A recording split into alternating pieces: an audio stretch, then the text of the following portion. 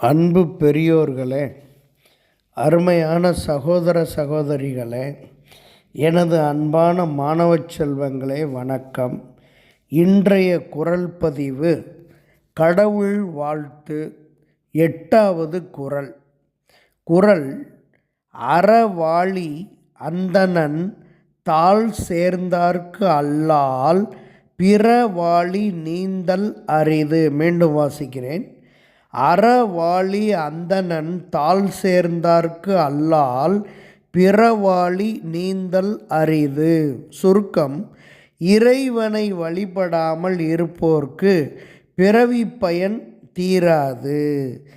இதன் பொருள், குறளின் பொருள்: அறக்கடல் ஆகிய அந்தணனது தாள் ஆகிய புனையை சேர்ந்தார்க்கல்லது அதன் பிறவியாகிய கடல்களை நீந்தல் அரிது என இக்குறளுக்கு பரிமேலழகர் உரை கண்டுள்ளார்.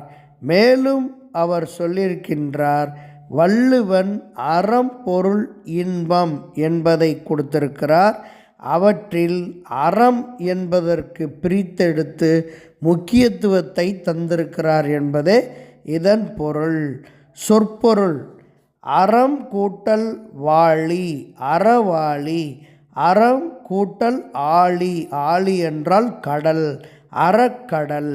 அந்தணன் வேதாந்தத்தை ஆராய்பவர்கள், அதாவது அறம் என்று முன்னோர்களால் வகுக்கப்பட்ட நீதிகளை முறைப்படி பின்பற்றுகின்றவர்கள்.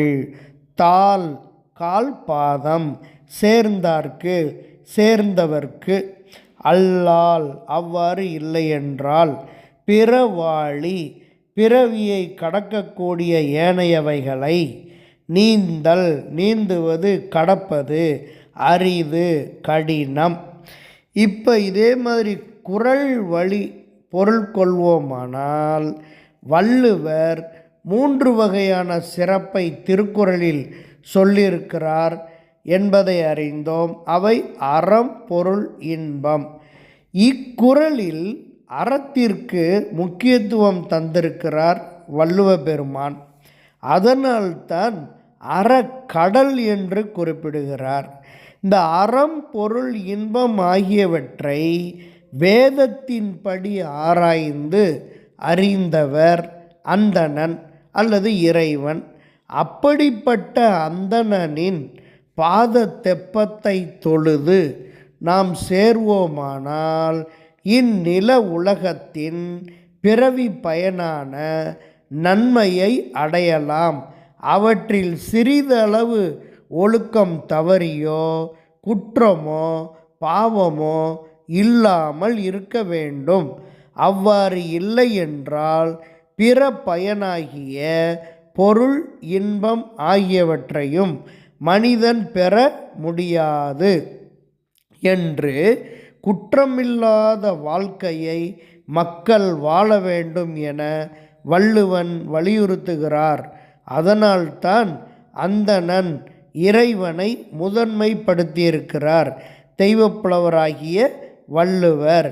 வள்ளுவனின் கூற்றுப்படி மக்கள் சமூகம் வாழ்ந்தால் நன்மை பயக்கும். நன்றி. மு. சமுத்திரம், ஆசிரியர்.